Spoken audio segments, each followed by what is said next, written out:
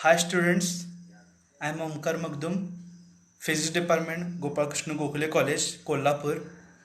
This is our first lecture for BSc second year, semester 3, paper number 6.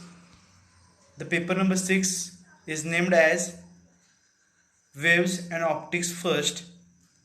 It contains 2 units which contains 3 chapters each. There are total 6 chapters in this paper, in which the first chapter, which is named as Superposition of Harmonic Oscillations, we will study in this lecture. The topics or points in this chapter are Introduction, Linearity and Superposition Principle, Superposition of Collinear Harmonic Oscillation having equivalent frequencies or different frequencies, Superposition of Perpendicular Harmonic Oscillations having equal frequencies, Superposition of two simple harmonic motions at right angle to each other and having frequencies in the ratio 2:1, and last point is use of Lissajous figure. Before studying this chapter, we want to know what is harmonic motion. It is also called as SHM. हा धड्या बघण्याच्या आधी हे आपलं पहिलं lecture आहे, त्यामुळे simple harmonic motion म्हणजे नक्की काय हे आपल्याला माहीत पाहिजे. त्यासाठी बघा इथं डेफिनेशन काय दिलं बघा. डेफिनेशन सर्वांनी लक्ष द्यायचं बघा.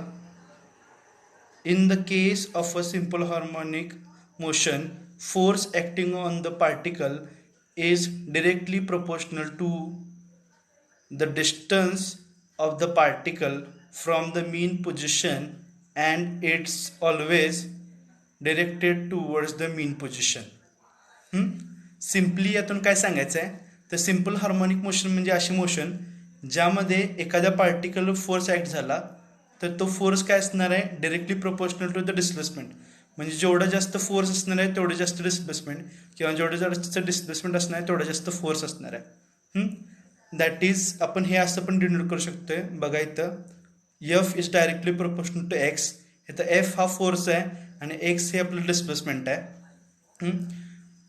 उदाहरणार्थ आपण एखाद्या समजा पेंडुलमचं एक्झाम्पल घेतलं तर त्यामध्ये बघा एखादा पेंडुलम असेल आणि तो त्याच्या मीन पोझिशनला ऑसिलेट होत असेल तर बघा तुम्ही जेव्हा त्याला ऑसिलेट करताय किंवा एका कोपऱ्यातून दुसऱ्या कोपऱ्यात सोडताय त्याला, तेव्हा काय होतं तो ऑसिलेट करताना आपल्या मीन पोझिशनला येण्याचा प्रयत्न करतोय आणि त्यासाठी एक फोर्स ॲक्ट होतो त्याला रिस्टोरिंग फोर्स म्हणतोय आपण. आणि हा जो फोर्स असतो तो काय असतो डायरेक्टली प्रोपोर्शनल टू एक्स. म्हणजे जेवढं लांबून तो पेंडुलम तुम्ही सोडणार तेवढ्या फोर्स त्यावर ॲक्ट होणार आहे, रिस्टोरिंग फोर्स. लक्षात ठेवा. ठीक आहे. इथं बघा आपण प्रोपोर्शनॅलिटी साईन काढून त्या ठिकाणी काय केलं F is equal to minus K X असं लिहिलं. आता हा मायनस के किंवा हा के काय आहे तर बघा हा के आहे प्रोपोर्शनॅलिटी कॉन्स्टंट किंवा फोर्स कॉन्स्टंट असं म्हणतोय आपण त्याला. हे मायनस साईन इंडिकेट काय करते जो फोर्स ॲक्ट होतोय तो डिस्प्लेसमेंटच्या अपोजिट डायरेक्शन असणार आहे. हे कशावरून ते काय एक्झाम्पल थ्रू बघा आपण. बघा इथं बेस्ट एक्झाम्पल आहे सुपरपोजिशन ऑफ सिम्पल हार्मोनिक मोशनचं बेस्ट एक्झाम्पल कुठलं आहे तर स्प्रिंग ब्लॉक सिस्टीम. इथं स्प्रिंग ब्लॉक सिस्टीम आपल्याला दिसत्या. इथं सिम्पली काय केलंय बघा. या एक्सपेरिमेंटमध्ये सिम्पली काय केलंय एक आपल्याकडं बघा 2 मिनटं. एक इथं आपल्याला रिजिड सपोर्ट आहे. त्या रिजिड सपोर्टला एक स्ट्रिंगद्वारे एक ब्लॉक कनेक्ट केला आहे. एक एंड स्ट्रिंगचा कनेक्ट आहे रिजिड वॉलला आणि दुसरा एंड कनेक्टेड आहे ब्लॉकला. ठीक आहे. असे आपण एक सिस्टीम तयार केल्या. त्यामध्ये बघा हा जो सरफेस आहे तो आपण फ्रिक्शनलेस आहे असे कन्सिडर करूया. म्हणजे यावर कुठलेही फ्रिक्शन नाही किंवा याला एअर रेजिस्टन्स नाही या ब्लॉकला ऑसिलेट होण्यासाठी. ठीक आहे. समजा आता हा जो ब्लॉक आहे तो आपल्या इक्विलिब्रियमला म्हणजे मीन पोझिशनला आहे. म्हणजे नॉर्मल कंडिशनला तो ब्लॉक या ठिकाणी असणार आहे. यावर कुठलंही कॉम्प्रेस केलेलं नाही आपण स्प्रिंग किंवा एक्सटेंड केलेलं असतं. समजा मी स्प्रिंग किंवा हा जो ब्लॉक एक्सटेंड केला किंवा इलॉंगेट केला इथंपर्यंत एक्स एवढं डिस्प्लेसमेंट त्याला दिलं आणि नंतर सोडला तर तो काय करणार आहे त्यावर एक फोर्स ॲक्ट होतोय. तो फोर्स काय असते F is equal to minus K X, जो मागच्या इक्वेशनमध्ये आपण भेटला. तो फोर्स काय करणार आहे त्याला आपल्या मीन पोझिशनला म्हणजे जिथून आपलं जे मोशन स्टार्ट झाले त्या पॉईंटला परत आणण्याचा प्रयत्न करणार आहे. असंच जेव्हा मी कॉम्प्रेस करतोय ती स्प्रिंग तेव्हा पण सेम गोष्ट होणार आहे. जेव्हा हा ब्लॉक इथं येणार आहे तेव्हा तो परत काय करणार आहे, स्प्रिंग त्याच्या फोर्स एक्झर्ट करणार आहे आपल्या मेन पोझिशनला नेण्यासाठी. आणि असंच काय होणार आहे, याचं ऑस्ट्रेलेशन इथं आपल्याला असे मिळणार आहेत, लक्षात ठेवा. आता ह्यामध्ये बघा, आपण समजा डिस्प्लेसमेंट एक्स डायरेक्शन म्हणजे राईट हँड साईडला दिलं तर फोर्स कुठं ॲक्ट होते, मेन पोझिशनला म्हणजे त्याच्या अपोजिट साईडला, लेफ्ट हँड साईडला. ठीक आहे, त्यामुळे आपण मगाशी काय म्हटलं, फोर्सला जे मायनस साईन दिले F=-KX ते त्यासाठी दिले, लक्षात ठेवा. सिम्पल हार्मोनिक मोशन म्हणजे सिम्पली काय, अशी मोशन ज्यामध्ये काय होतं, ती F=-KX हे इक्वेशन फॉलो करत्या, किंवा F directly proportional to X, म्हणजे जसं डिस्प्लेसमेंट वाढणार आहे तेवढं काय होणार आहे, आपला फोर्स वाढणार आहे. हे इक्वेशन फॉलो करते, लक्षात ठेवा. ठीक आहे, नेक्स्ट बघा. आता differential equation for the linear harmonic oscillation इथं दिले, किंवा हार्मोनिक मोशन म्हणू शकताय. ठीक आहे, डिफरन्शियल इक्वेशनमध्ये बघा इथं काय म्हटलंय, the homogeneous linear differential equation. इथं बघा, the homogeneous linear differential equation of linear SHM is काय दिले, d²x/dt² =-ω²x. हे इक्वेशन दिलं. आता हे इक्वेशन आलं कसं हे महत्त्वाचं आहे. ठीक आहे, बघा यामध्ये ह्या इक्वेशनला काय म्हणले, होमोजिनियस लिनियर डिफरन्शियल इक्वेशन आहे. लिनियर SHMचं. लिनियर SHM म्हणजे काय, SHM आता बैठलं आपण सिम्पल हार्मोनिक मोशन काय असते ते, पण लिनियर म्हणजे काय, एका सरळ रेषेत किंवा आपण म्हणतो ना एका स्ट्रेट पाथमध्ये, वन डायरेक्शनमध्ये जेव्हा SHM होते तेव्हा लिनियर SHM म्हणतात. आता होमोजिनियस लिनियर डिफरन्शियल इक्वेशन, तुम्ही मॅथ्समध्ये डिफरन्शियल इक्वेशन शिकलाय. होमोजिनियस म्हणजे काय असते, समजा हे इक्वेशन आहे आपल्याकडं, काय इक्वेशन आहे, d²x/dt² ह्या इक्वेशनमध्ये समजा हे जे -ω(x) आहे ते आपण ह्या साईडला आणलं, या साईडला काय होणार, 0. म्हणजे असं इक्वेशन जे आपण 0शी इक्वेट करू शकतोय, त्याला काय म्हणतो आपण, होमोजिनियस, लक्षात ठेवा. लिनियर म्हणजे काय, तर सिम्पली जी ऑर्डर असणार आहे व्हेरिएबलची ती सगळी सेम असणार आहे. ठीक आहे, तुम्ही मॅथ्समध्ये हे डिटेलमध्ये शिकू शकताय होमोजिनियस लिनियर डिफरन्शियल इक्वेशन म्हणजे काय. पण आत्ता आपला फोकस कशावर आहे, आपला फोकस आत्ता कशावर आहे मेन, तर डिफरन्शियल इक्वेशनवर, कशाचं, सिम्पल हार्मोनिक मोशनचं. ठीक आहे, हे आपल्याला इक्वेशन इथे दिले, ते कसं आलं ते आता फाइंड आउट करूया आपण. बघा इथं बघा, पहिल्यांदा मगाशी आपल्याला इक्वेशन काय म्हणलं, F=-KX हे इक्वेशन मिळालं. त्या इक्वेशनपासून सुरुवात करूया. ते इक्वेशन आहे तसं घेतलं, त्याला समजा इक्वेशन फर्स्ट म्हटलं. सेकंड बघा, आपण Newton second law of motion मधून काय शिकले, force is equal to mass into acceleration, बरोबर आहे. मग हे इक्वेशन इथं घेतले. आता मॅडम फोर्ससाठी टोटल 2 व्हॅल्यू आहेत, बरोबर. एक F=-KX आणि दुसरी आहे F=-ma. ठीक आहे, आता दोन्ही LHSला F आहे, त्यामुळे ही मी काय करू शकतो, इक्वेट करू शकतो इक्वेशन. ठीक आहे, इक्वेट केलं, मला काय मिळालं, ma=-KX हे इक्वेशन मिळालं. इथं एरर आहे, -KX येणार तर. ठीक आहे, हे इक्वेशन मिळालं. पण बघा, ह्याच्या आधी आपण एक्सेलरेशन म्हणजे काय हे मागच्या म्हणजे इयर्समध्ये शिकलोय. एक्सेलरेशन म्हणजे काय असते, simply change in velocity with respect to time, म्हणजे काय, dv/dt. एक्सेलरेशन A=dv/dt हे आधी आपण शिकलोय. त्याचबरोबर व्हेलॉसिटी काय असते, change in displacement with respect to time, म्हणजेच v=dx/dt. या 2 व्हॅल्यू आपल्याला आधीपासून माहिती आहेत. त्यामुळे काय करू शकतो आपण, या ma=-KX या इक्वेशनमध्ये आपला a ची व्हॅल्यू टाकायची आहे. a ची व्हॅल्यू काय मिळणार बघा, a=-d/dt, vच्या ठिकाणी dx/dt टाकलं, काय मिळणार इक्वेशन, a=d²x/dt² हे इक्वेशन मिळणार. म्हणजे मला बघा a ची व्हॅल्यू मिळाली. आता माझ्याकडे इक्वेशन होतं ma=-KX, त्यामध्ये मी a ची व्हॅल्यू इथं पुट करणार.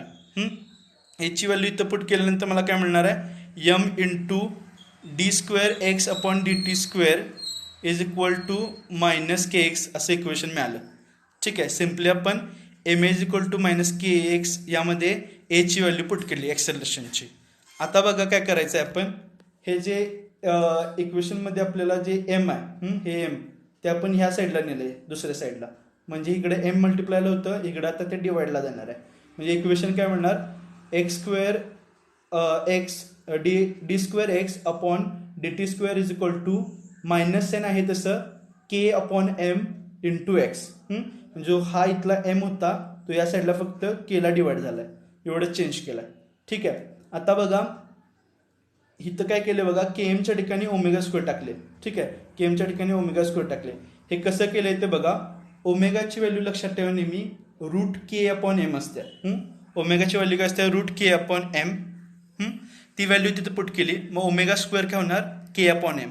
म्हणून इथं काय केले, सिम्पली के अपॉन एमच्यासाठी इथं काय केले, सिम्पली इथं के अपॉन एमच्यासाठी ओमेगा स्क्वेअर टाकले. ठीक आहे. म्हणून इक्वेशन काय मिळालं, D square X upon D T square is equal to minus omega square x.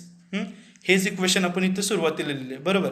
म्हणजे इथं लिहिले, इथं D square X upon D T square is equal to minus omega square X. हे इक्वेशन मिळालं, आपण फाइंड आउट केलं. हे equation तयार करण्यासाठी आपण सिम्पल हार्मोनिक मोशनसाठीचं फोर्सचं इक्वेशन आपण वापरलं इथं, आणि त्याद्वारे डिफरन्शियल इक्वेशन तयार केलं सिम्पल हार्मोनिक मोशनसाठी. ओके. आपण जस्ट या टॉपिकचं इंट्रोडक्शन बघतोय, कारण हा पूर्ण टॉपिक कशावर डिपेंड आहे, सिम्पल हार्मोनिक मोशन, त्याचं डिफरन्शियल इक्वेशन असेल किंवा त्याचे वेगवेगळे फेनॉमिनन असतील, त्यावर सगळं डिपेंड आहे. त्यामुळे आधी बेसिक आपलं क्लिअर असलेलं चांगलं आहे. त्यासाठी आपण इंट्रोडक्शनमध्ये हे सगळं बेसिक बघतोय, लक्षात ठेवा. ठीक आहे. आता नेक्स्ट बघा, इथं काय दिलंय, प्रिन्सिपल ऑफ सुपरपोजिशन. आपलं टायटल धडायचं काय आहे, सुपरपोजिशन ऑफ हार्मोनिक ऑसिलेशन. आता सुपरपोजिशन म्हणजे सिम्पली काय असते बघा, सुपरपोजिशन म्हणजे सिम्पली काय आहे, तर दोन वेव्हचं combination. Superposition of harmonic oscillation म्हणजे दोन हार्मोनिक ऑसिलेशन किंवा सुपरपोजिशन सिम्पल हार्मोनिक ऑसिलेशनचं कॉम्बिनेशन जेव्हा करतोय, म्हणजे एका पार्टिक्युलर या दोन सिम्पल हार्मोनिक मोशन जेव्हा ऍक्ट होतील तेव्हा काय होणार आहे, त्याचं सुपरपोजिशन होणार आहे. सिम्पली हे लक्षात ठेवा. तेच इथं लिहिलंय. काय म्हटलंय बघा, when a particle is subjected to two simple harmonic oscillations simultaneously, then the resultant displacement काय म्हटलं, y is equal to y1 plus y2, where y1 and y2 are displacement produced by the individual simple harmonic motion. This is known as principle of superposition. एकदम simple आहे. काय म्हटली, simply एक particle consider केलाय, त्यावेळी आता आपण काय म्हटलं, सिम्पल हार्मोनिक ऑसिलेशन काय असते आपण बैठलं. समजा एका पार्टिक्युलर दोन सिम्पल हार्मोनिक मोशन एका वेळी ऍक्ट झाल्या सायमल्टेनियस, म्हणजे एकानंतर एक. म्हणजे पहिल्यांदा एक सिम्पल हार्मोनिक मोशन होणार, त्यानंतर दुसरी होणार. मग त्यातून मिळणारे जे रिझल्टंट डिस्प्लेसमेंट असणार आहे, म्हणजे हे सिम्पल हार्मोनिक मोशन म्हणजे काय होणार आहे, सिम्पली आपण फोर्स अप्लाय करणार आणि जेवढा फोर्स लागेल तेवढं काय म्हणणार, आपला फोर्स हे डायरेक्टली प्रोपोर्शनल एक्स आहे ना, त्यामुळे तेवढं डिस्प्लेसमेंट होणार आहे. ठीक आहे. हे एकासाठी असं y1 झालं, आणि y2 म्हणजे काय, दुसऱ्यासाठी. दोन सिम्पल हार्मोनिक ऑसिलेशन एका पार्टिकलवर ऍक्ट होणार आहेत. मग एकामुळे होणारं जे डिस्प्लेसमेंट आहे त्याला y1 म्हटले, दुसऱ्यामुळे होणार आहे त्याला y2 म्हटलंय. ठीक आहे. आता समजा आपण काय म्हणले, सुपरपोजिशन ऑफ हार्मोनिक ऑसिलेशन बघाले. यामध्ये काय सांगितले, जे रिझल्टंट डिस्प्लेसमेंट म्हणजे दोन सिम्पल हार्मोनिक ऑसिलेशन सायमल्टेनियसली एका पार्टिकलला ऍड झाल्यानंतर जे मिळणारं डिस्प्लेसमेंट असणार आहे, रिझल्ट डिस्प्लेसमेंट y, ते काय असणार आहे, y1 प्लस y2. म्हणजे जे इंडिव्हिज्युअल सिम्पल हार्मोनिक मोशनसाठी जे डिस्प्लेसमेंट होतं ते जे ॲडिशन असणार आहे. सिम्पली सिम्पल आहे. हे जे इक्वेशन किंवा हे जे y आपण म्हटलं ना, हे y इज इक्वल 2 मिनटं, हे जे y is equal to y1 plus y2 हे इक्वेशन कसं येतंय आणि हे ॲक्च्युली प्रूफ काय यायचं ते आपण नेक्स्ट पॉईंटमध्ये आपल्याला ह्याचं मॅथमॅटिकल एक्सप्लेनेशन आहे. ठीक आहे. पण आत्ता तरी बेसिक एवढं माहीत असावं की जेव्हा एका पार्टिकलवर दोन simple harmonic motion simultaneously act करतात तेव्हा जे रिझल्ट डिस्प्लेसमेंट मिळते आपल्याला y, ते काय असणार आहे, y1 प्लस y2. म्हणजे दोन इंडिव्हिज्युअल सिम्पल हार्मोनिक मोशनची ॲडिशन असणार आहे. त्याला काय म्हणतात, प्रिन्सिपल ऑफ सुपरपोजिशन. सिम्पल आहे. आता मग पुढे काय म्हणलं का, which is possible only in the case of homogeneous linear equation. आपण सिम्पल हार्मोनिक मोशनसाठी होमोजिनियस लिनियर इक्वेशन आधीच भेटले. हे जे सुपरपोजिशन प्रिन्सिपल ऑफ सुपरपोजिशन आहे, y is equal to y1 plus y2, हा कधी पॉसिबल होणार आहे किंवा कुठल्या केसमध्ये लागू होणार आहे, तर कधी होणार आहे, जेव्हा इक्वेशन होमोजिनियस आणि लिनियर असणार आहेत. ते काय आहे मागं आपण सांगितलं. ठीक आहे. नेक्स्ट बघा, आता आपण म्हटलं ठीक आहे की काय म्हटले, सिम्पल हार्मोनिक मोशन एका पार्टिकल ऍक्टिव्ह आले, ठीक आहे. मग त्याचं काय ते रिझल्टंट मोशन मिळणार आहे आपल्याला. वाय 1 + y2 केल्यानंतर आपल्याला वाय काहीतरी मिळणार ना. मग तो जो रिझल्टंट त्याचं मोशन आहे पार्टिकलचं, समजा ते आपण ट्रेस केलं आणि त्याचा एक कर्व ड्रॉ केला तर त्याला लिसाजेस फिगर म्हणतात. इथं तसं लिहिलंय बघा, the resultant motion of particle traces a curve called Lissajous figure. Lissajous figure तुम्हाला लॅबमध्ये बघायला मिळतील. सेकंड इयरला तुम्हाला प्रॅक्टिकल आहे लिसाजेस फिगरचं. तुम्ही स्वतः म्हणजे ते प्रोड्यूस करणार आहे लिसाजेस फिगर, कशा असतात, त्यांचा शेप काय असते, या सगळ्या गोष्टी आपल्याला पाहायला मिळणार आहेत. आता बघा, आपण जे superposition of simple harmonic motion बघाले, त्याचा जे मोशन आहे पार्टिकलचं ते ट्रेस करण्याचं काम लिसाजेस फिगर होतात. मग त्यामुळे काय म्हणजे फायदा काय त्याचा, का बघतोय आपण हे, तर इथं लिहिलंय बघा, its shape depends on the frequency, amplitude and phase difference of the two constituent simple harmonic oscillation. आता जे लिसाजेस फिगर असतात त्यांचा जो फ्रिक्वेन्सी असत्या त्या दोन्हीची मिळून होणार ना. लिसाजेस फिगरमध्ये दोन सिम्पल हार्मोनिक मोशनचं सुपरपोजिशन झाल्यानंतर आपल्याला मिळणारे जे फ्रिक्वेन्सी आहे, एम्प्लिट्यूड आहे किंवा फेज डिफरन्स, हा ऍक्च्युली कशाने तयार होतोय किंवा कशावर डिपेंड असतोय, तर ज्या दोन सिम्पल हार्मोनिक मोशनचं सुपरपोजिशन झाले त्यांच्यावर डिपेंड असणार आहे, ठीक आहे. त्यानंतर बघा, ह्याचा स्टडी केल्यानं काय फायदा होतोय, the study of Lissajous figure is useful in comparing the frequency. ठीक आहे, आपल्याकडे काय डायरेक्ट रिझल्ट आहे ज्यामध्ये सुपरपोजिशन झाले दोन सिम्पल हार्मोनिक मोशनचं, पण मला त्या दोन इंडिव्हिज्युअल यांची फ्रिक्वेन्सी, एम्प्लिट्यूड किंवा फेज डिफरन्स फाइंड आउट करायचं आहे. तर मी कसं करणार, तर त्यासाठी या लिसाजेस फिगर वापरतोय आपण, लक्षात ठेवा. दोन पार्टिकलची म्हणजे एका पार्टिकलचे सिम्पल हार्मोनिक मोशन ऍक्ट होणार आहेत दोन, त्या प्रत्येकाचं फ्रिक्वेन्सी, एम्प्लिट्यूड किंवा फेज डिफरन्स फाइंड आउट करण्यासाठी, त्यांचा रेशो काढण्यासाठी आपल्याला लिसाजेस फिगरचा यूज होणार आहे.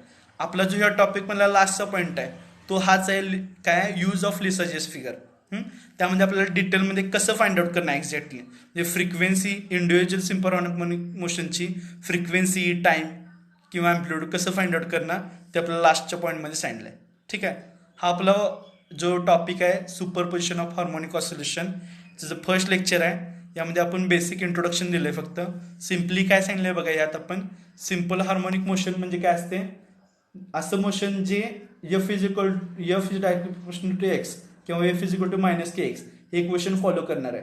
म्हणजे जेवढा फोर्स वाढणार तेवढं डिस्प्लेसमेंट वाढणार, आणि फोर्स हा डिस्प्लेसमेंटच्या अपोजिट डायरेक्शनमध्ये असणार आहे, म्हणून मायनस साईन दिले. ठीक आहे, हे एक पहिल्यांदा म्हटलं. त्यानंतर नेक्स्ट आपण म्हटलं सुपरपोजिशन किंवा डिफरन्शियल इक्वेशन भेटलं. काय होतं, dx² upon dt² is equal to -ωx हे इक्वेशन होतं. ठीक आहे, हे कसं आलं इक्वेशन, त्याचं प्रूफ भेटलं. त्यानंतर आपण म्हटलं सुपरपोजिशन प्रिन्सिपल भेटला किंवा प्रिन्सिपल ऑफ सुपरपोजिशन, म्हणजे एका पार्टिकलवर समजा सायमल्टेनियसली दोन सिम्पल हार्मोनिक मोशन ऍक्ट होत असतील तर त्यांचं जे रिझल्टंट डिस्प्लेसमेंट असणार ते y is equal to y1 + y2 असते, हे आपण भेटलं. आणि लास्टला भेटलं लिसाजेस फिगर, म्हणजे हे रिझल्टंट मोशन जे असणार आहे पार्टिकलचं, एका पार्टिकल दोन ऑसिलेशन ऍक्ट झालेत त्यामुळे त्याचे रिझल्टंट दोन्हीचे मिळून जे होणारं मोशन आहे ते आपण ट्रेस करतोय लिसाजेस फिगरद्वारे. ह्याचा यूज आपल्याला इंडिव्हिज्युअल ते दोन कॉन्स्टिट्युएंट सिम्पल हार्मोनिक ऑसिलेशन आहेत त्यांची फ्रिक्वेन्सी किंवा एम्प्लिट्यूड किंवा फेज डिफरन्स फाइंड आउट करण्यासाठी लिसाजेस फिगरचा यूज होतोय. ठीक आहे, ओके, थँक्यू.